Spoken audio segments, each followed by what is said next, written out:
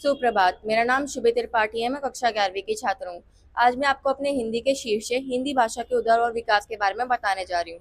जब हम भाषा की बात करते हैं तो हमारी सबसे प्राचीन भाषा संस्कृत है, जिसे अन्य भाषाओं की जननी भी कहा गया है। ब्राह्मणों ने इसका पहला प्रयोग 5वीं शताब्दी में किया था।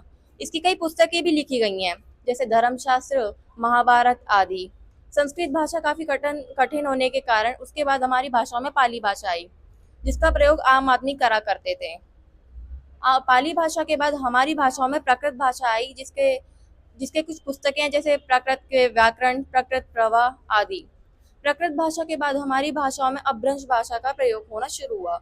इसकी भी कुछ रचनाएं हैं, जैसे अपभ्रंश के रचना सारंगी, अपभ्रंश के विकास और योग, अपभ्रंश भाषा और साहित्य आदि।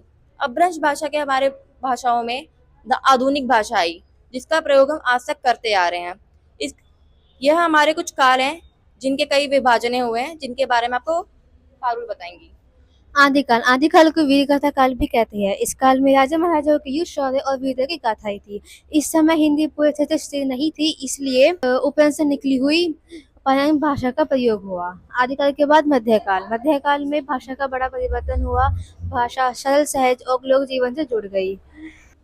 मध्यकाल के बाद आधुनिक काल में धीरे धीरे खड़ी बोली का उपयोग हुआ। भारतेंद्र युग में हिंदी भाषा का विकास हुआ।